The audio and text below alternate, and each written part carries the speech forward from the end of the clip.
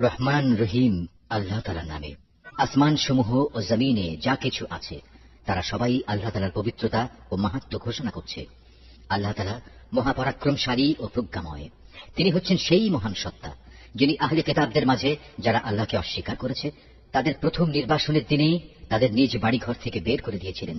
অথচ তোমরা তো একথা কল্পনাও করনি যে ওরা কোনোদিন এ শহর থেকে বেরিয়ে যাবে। তারা নিজেরাও চিন্তা করেনি। তারা তো বরং ভেবেছিল তাদের দুর্ভেদ্য দুর্গগুলো তাদের আল্লাহ তাআলার বাহিনী থেকে বাঁচিয়ে দেবে। কিন্তু তাদের উপর এমন একদিক থেকে আল্লাহর পাকড়াও এসে তাদের ধরে ফেলল যা ছিল তাদের কল্পনার বাইরে। আল্লাহ সে পাকড়াও তাদের অন্তরে প্রচন্ড ভীতির সঞ্চার করল। ফলে তারা নিজেদের হাত দিয়েই এবং কিছু কিছু ক্ষেত্রে মোমেনদের হাত দিয়ে নিজেদের বাড়িঘর ধ্বংস করে দিল। অতএব হে চক্ষুষ্মান ব্যক্তিরা, এদের নির্বাসনের ঘটনা থেকে তোমরা শিক্ষা গ্রহণ করো। যদি আল্লাহ তাআলা ওদের উপর নির্বাসিত করার সিদ্ধান্ত বসিয়ে না দিতেন তাহলে আগের জাতিসমূহের মতো তিনি তাদের এ দুনিয়ায় রেখেই কঠোর শাস্তি দিতে পারতেন। অবশ্য তাদের জন্য পরকালে জাহান্নামের আগুন তো প্রস্তুত রয়েছেই। ওটা এজন্যই রাখা হয়েছে যে তারা আল্লাহ তাআলা ও তার রাসূলের সুস্পষ্ট বিরুদ্ধে আচরণ করেছিল। আর যে কেউই আল্লাহর বিরোধিতা করে তার জানা উচিত আল্লাহ তাআলা শাস্তি দানের ব্যাপারে অত্যন্ত কঠোর। এ সময় তোমরা যেসব খেজুর গাছ কেটে ফেলেছ এবং যেগুলো না কেটে তার মূলের উপর দাঁড়িয়ে থাকতে দিয়েছ তা অসঙ্গত ছিল না, বরং তা ছিল সম্পূর্ণ আল্লাহ তাআলার অনুমতিক্রমেই। আর আল্লাহ তাআলা অনুমতি এ কারণেই দিয়েছেন যেন তিনি এ দ্বারা নাফরমানদের অপমানিত করতে পারেন।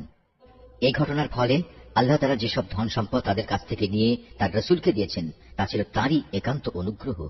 তোমরা তো এগুলো পাওয়ার জন্য কোনো ঘোড়ায় কিংবা উষ্ট্রে আরোহণ করে যুদ্ধ করনি। আসলে আল্লাহ তাআলা যার উপরই চান তার উপরই তার রাসূলকে কর্তৃত্ব প্রদান করে থাকেন। আর আল্লাহ তাআলা সর্ববিষয়ের উপরই শক্তিমান। আল্লাহ তাআলা ধন সম্পদের যা কিছু সেই জনপদের মানুষদের কাছ থেকে নিয়ে তার রাসূলকে দিয়েছেন তা হচ্ছে আল্লাহর জন্য, রাসূলের জন্য, রাসূলের আত্মীয় স্বজন, এতিম মিসকিন ও পথচারীদের জন্য।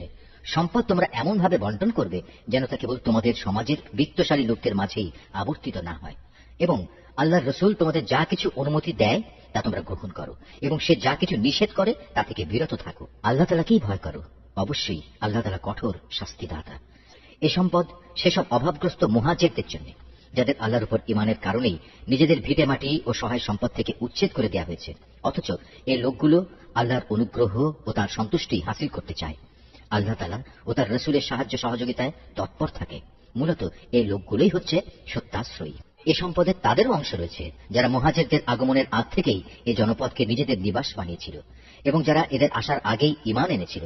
তারা ওদের অত্যন্ত ভালোবাসে যারা হিজরত করেছে। রাসূলের পক্ষ থেকে তাদের মুহাজির সাথীদের যা কিছু দেয়া হয়েছে সে ব্যাপারে তারা নিজেদের অন্তরে তার কোনো রকমের প্রয়োজন অনুভব করে না। শুধু তাই নয়, তারা তাদের মুহাজির সাথীদের প্রয়োজনকে সর্বদাই নিজেদের প্রয়োজনের উপর অগ্রাধিকার দেয়, যদিও তাদের নিজেদেরও অনেক অভাবগ্রস্ততা রয়েছে। আসলে যাদের মানসিক কৃপণতা সংকীর্ণতা থেকে বাঁচিয়ে রাখা হয়েছে তারাই হচ্ছে সফলকাম। সে সম্পদ তাদের জন্য যারা তাদের মুহাজির ও আনসারদের পরে এসেছে। এরা সব সময় বলে, হে আমাদের মালিক, তুমি আমাদের মাফ করে দাও। আমাদের আগে আমাদের যে ভাইয়েরা ঈমান এনেছে তুমি তাদেরও মাফ করে দাও এবং আমাদের মধ্যে যারা ঈমান এনেছে তাদের ব্যাপারে আমাদের মনে কোনো রকম হিংসা বিদ্বেষ রেখো না। হে আমাদের মালিক, তুমি অনেক মেহেরবান ও পরম দয়ালু।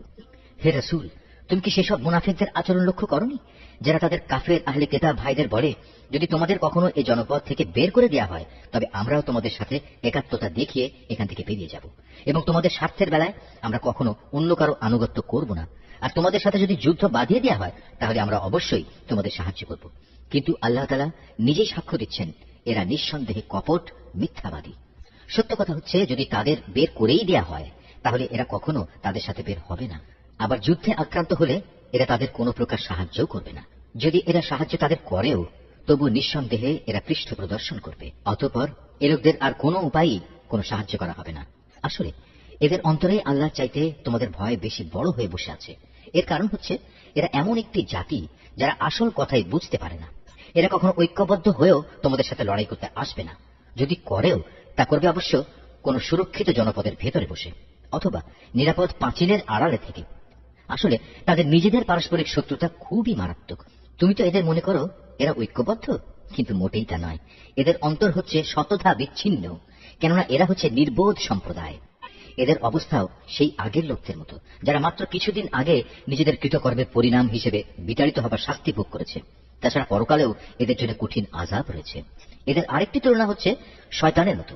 শয়তান এসে যখন মানুষদের বলে, প্রথমে আল্লাহকে অস্বীকার করো, অতঃপর সত্যি যখন সে আল্লাহকে অস্বীকার করে তখন মুহূর্তেই সে বোল পাল্টে ফেলে এবং বলে, আমার সাথে তোমার কোনো সম্পর্ক নেই, আমি নিজের সৃষ্টি লোকের মালিক আল্লাহ তাআলাকে ভয় করি। অতঃপর শয়তান ও তার অনুসারী এই দুজনের পরিণাম হবে জাহান্নাম, সেখানে তারা চিরদিন থাকবে। আর এটাই হচ্ছে জালেমদের শাস্তি। হে মানুষ, তোমরা যারা ঈমান এনেছ, আল্লাহ তাআলাকে ভয় করো। তোমাদের প্রত্যেকেরই উচিত ভালো করে লক্ষ্য করা যে আগামীকাল আল্লাহর সামনে পেশ করার জন্য সে কি আমলনামা পেশ করতে যাচ্ছে। তোমরা আল্লাহকে ভয় করতে থাকো। অবশ্যই তোমরা যা কিছু করছো আল্লাহ তাআলা তার পূর্ণাঙ্গ খবর রাখেন। তোমরা তাদের মতো হও না যারা দুনিয়ার ফাঁদে পড়ে আল্লাহকে ভুলে গেছে এবং এর ফলে আল্লাহ তাআলাও তাদের নিজ নিজ অবস্থা ভুলিয়ে দিয়েছেন। আসলে এরা হচ্ছে আল্লাহর নাফরমান। জাহান্নামের অধিবাসী ও জান্নাতের অধিবাসীরা কখনো এক হতে পারে না। জান্নাতবাসীরা অবশ্যই সফলকাম। আমি যদি এ কোরআন কোনো পাহাড়ের উপর নাজিল করতাম তাহলে তুমি অবশ্যই তাকে দেখতে কিভাবে তা বিনীত হয়ে আল্লাহর ভয় বিদীর্ণ হয়ে পড়ে। আমি এসব উদাহরণ মানুষের জন্য এ কারণেই বর্ণনা করছি যেন তারা কোরআনের মর্যাদা সম্পর্কে চিন্তা ভাবনা করতে পারে। তিনি আল্লাহ তাআলা, তিনি ছাড়া কোনো মাবুদ নেই। দেখা অদেখা সব কিছুই তাঁর জানা। তিনি দয়াময়, তিনি করুণাময়। তিনি আল্লাহ তাআলা, তিনি ছাড়া কোনো মাবুদ নেই। তিনি রাজাধিরাজ, তিনি পূত পবিত্র, তিনি শান্তিদাতা, তিনি বিধায়ক, তিনি রক্ষক, তিনি পরাক্রমশালী, তিনি প্রবল, তিনি মহাত্মের একক অধিকারী। তারা যেসব ব্যাপারে আল্লাহর সাথে শিরক করছে আল্লাহ তাআলা সে সব কিছু থেকে অনেক পবিত্র।